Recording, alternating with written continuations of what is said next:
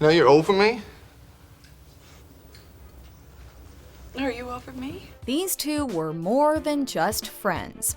We're looking at what the show and our lives would look like if Ross and Rachel's romance hadn't ended in the happily ever after that it did. Before we begin, we publish new content every day, so be sure to subscribe to our channel and ring the bell to get notified about our latest videos. We'll also be going even further back to look at what the show would be like if these two had never gotten together in the first place. Friends, starting in 1994, was a show about 6 buddies living in New York, and was a successor of sorts to Seinfeld. But the way in which Friends differed from its predecessor was its focus on the romantic entanglements between characters. From the very first episode, the tension between Ross and Rachel was revealed, setting up 10 seasons to come of will they won't they action. You know, you probably didn't know this, but back in high school I had a major crush on you. I knew. It would be interesting to ask the question, where would Friends even be without Ross and Rachel? Would viewers tune in every week if they weren't desperate to find out what the next step in their relationship was? Let's also talk about the extreme amount of cultural influence this couple had on our everyday lives. Oh my God, Ross, no, hang up the phone. Give me the phone, Ross. Give me the phone, give me the phone, give me the phone. So many sitcoms that followed in Friends' footsteps attempted to capture the Ross and Rachel magic by crafting couples who were outwardly friends, but who the audience could tell had romance in their future. Brand new woman, ladies and gentlemen. Thank you. I could not have done this without you. On a more micro level, the way we even frame relationships in our real lives can be traced back to these two. If you've ever referred to anyone as your lobster, you've got Ross and Rachel to credit. See? He's her lobster. And of course, there's the legacy of the We Were on a Break saga. As you probably remember in season 3, Ross and Rachel decide to take a break after incessantly fighting about Rachel's coworker Mark. We were on a break! Oh my God, if you say that one more time, I'm gonna break up with you. That very night, Ross sleeps with another woman and began the dialogue of what a break really constitutes. Even today, you'll be able to drum up a heated argument among fans if you ask them who was right, Ross or Rachel. You know, I can't believe I even thought of getting back together with you. We are so over. Fine by me! Okay, obviously Rachel, but that's neither here nor there. Friends, family, are gathered to celebrate here today the joyous union of Ross and Emily. But let's talk about the characters themselves, and where they would have ended up had their romance been halted at various points throughout the series. How would the rest of the series had looked, for example, if Ross hadn't said Rachel's name instead of Emily's at the altar? I, Ross, I, Ross. take thee, Emily. Take thee, Rachel. Though she was a little high-strung, before this mishap on their wedding day, Ross and Emily's relationship seemed pretty promising. Emily.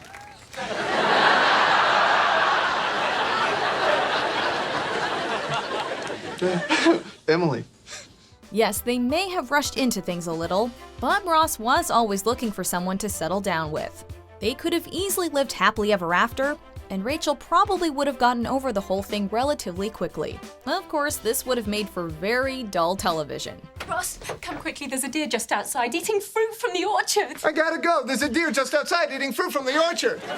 Ross's life would have taken a totally different trajectory, and maybe he would have even ended up living in England rather than New York. Following that logic, he may have even lost touch with most of the group over time, embracing his new life with Emily. Let's just say we're pretty grateful that's not how things panned out. Oh. If Ross had been happily married to Emily, he definitely wouldn't have gotten married to Rachel at the end of season 5, when they were both drunk in Vegas. Hello, Mrs. Ross. Hello, Mr. Rachel! That would mean that they wouldn't have had to end their marriage, and that Ross wouldn't have 3 divorces under his belt at such a young age. Ross didn't get the annulment. We are still married. We won't go as far as to say he would never get divorced again, because that seems to be inevitable for him. You like Rachel? Yes. If Ross did stay with Emily, though, what would have become of Rachel's love life? Is there any way that if Ross wasn't in the picture, things may have worked out between Rachel and Joey? I think I'm falling in love with you. Fans almost universally hated this pairing because it just felt so unnatural. And we would agree that these two weren't destined for true love, regardless of the circumstances. Now, of course, one thing worth mentioning is that whether you ship Ross and Rachel together or not, if their relationship didn't progress past the early seasons, they never would have had Emma. Oh my God. Oh my God, she's here. And in fact, by the time Rachel finds out she's pregnant at the end of season 7, things seem to have cooled off between her and Ross.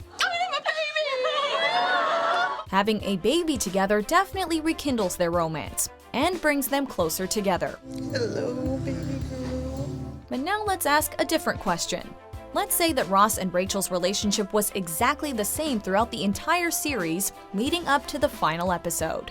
Well, Rachel moving to another country, not being able to see her every day? How could I be okay with this? If you're a fan, or even if you're not, you probably know that Rachel famously gets off the plane and abandons her dream job in order to be with Ross. I've got to see you. I've got to get off this plane. Oh my God. If Friends were made today, however, would the creators have kept this fairy tale ending? Or would they have gone with something a little more progressive? I got off the plane. We can safely say that in 2018, Rachel would have stayed on the darn plane and pursued her career with Louis Vuitton. Her career in the fashion industry is really important to her, and it seems like it's finally her chance to make it big. I know you love me. I know you do. Miss, I have to get on the plane. Considering today's social and political climate, having her choose her job over her relationship would be a no-brainer. I do love you. I love you too, and I am never letting you go again. And so, where would things stand if Ross and Rachel didn't get back together in the end? How did the job stuff go? He offered me one. In all likelihood, Rachel's life would probably be pretty great. The job is in Paris. She'd be working with a famous fashion house in Paris with her daughter by her side. Ross consistently held her back in her work life while they were dating, and she only thrived after they broke up the first time. You guys, this is really, really important to me. It means a lot if you could try to get on board. Who knows? Maybe having the Atlantic Ocean between her and Ross would help her find a healthy, functional relationship with someone new. If you two are happy, then I'm happy for you. I'm fine. Because let's be real, even if we may have loved them together for the entertainment value, it's pretty obvious with some perspective that Ross and Rachel weren't exactly right for each other, nor did they treat each other very well. No, don't you worry about me falling asleep. I still have your letter! Feel free to disagree, but we're going to say that Rachel would probably be better off without him. I'm fine. Okay, I'm great. I'm just proud of us. You know, there's no weirdness, no tension. No awareness. So what do you think? Would Ross and Rachel have been better off apart? Let us know in the comments. Do you agree with our picks? Check out these other great clips from MsMojo and be sure to subscribe and ring the bell to be notified about our latest videos.